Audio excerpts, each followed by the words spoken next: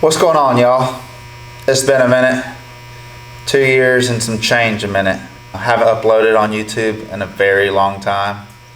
And I'm not gonna lie, I've kind of missed it. So we're back and we're gonna try to give this another run and try to have some content made and consistently put out there for you guys. It was something that I enjoyed. Work got in the way, so I had to set this to the side, but have a little bit more time and trying to make my time management a little better. So we're here. I think it's gonna be a good run. If you're watching this video, that means that I uploaded the video, which means that there's another one in the hole, because I'm not uploading this video unless I have another one at least being edited. So I'll have something else and kind of get that going. But anyways, I've recently completed a project, part of a project. This is the project. I've completed part of it. I've had this truck for about 14, 15 years now, and I finally did the swap that I've been wanting to do for years. I did a 1.9 TDI swap in it. It's kind of like brought some joy back for me. It's been very stressful past few years. It was very rewarding because it feels like something that I did for myself. Yeah, so this is it. It's my Mark 1 Rabbit pickup. Pretty ratty little thing. It's definitely rad. I think it's so rad. I've always loved this truck. I've had it for about 14, 15 years again, and when I first got it, I went through the stock 1.6 and kind of made it reliable, this and that. And then from there, I put it on air, did a custom 4-link in the rear, did the Mark 1 airlift bags in the front. That application had just come out when I put this on air, so that's the route I went on. And then as far as management goes, it's got Viair 444, 5-gallon tank, and V2 management by Airlift. And I'll tell you what, this thing's been outside in the snow, rain, hail, whatever, and the management has never given me any issues. So props to Airlift on that, because I kind of want to go 3P, but it's working, so I don't want to just spend the money when it's completely fine. But anyway, so I put it on air. I put these work CR01s on it. They're nasty. Please do not zoom in on these. They're nasty. The truck's been neglected, but it's got a new heart, and we're going to try to get back going on this. So yeah, I've had a few messages on Instagram, and more so in person when people see me in it. People are like, man, when did you get that? How long have you had that? You know, they're like so wowed. I'm like, that goes to show how little I have drove this truck and how little attention I've given it. Now that I've done the swap, I've been driving it a good bit. Pretty reliable. I got to do an oil pan on it because I scraped the oil pan pretty good when I first got it back on the road. Oil pan sits pretty low. Let's go take this thing out and I'll tell you a little bit about it on the road, and we'll go from there. Thanks for tuning back in, guys. Missed y'all.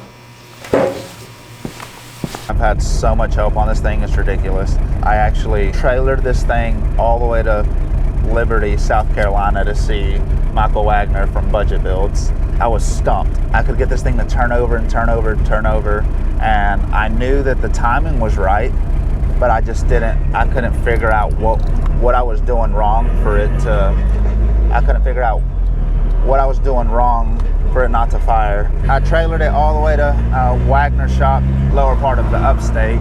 He tinkered with it, and I heard a click, and he goes, hey, try to turn it over. And I was like, all right. Boom, fired right up. Turns out the injection pump harness, it was in, but it wasn't clipped in. That's all it took for it to not fire up. So that was a huge blessing in itself, and I was super stressed out about it, so very thankful that I was able to make that work and that I had the help from him, a local buddy, Corey. He works for a reputable shop here in the upstate of South Carolina, and he helped me out a ton because he did the same swap in his Mark 1 Rabbit. It's beautiful Mark 1.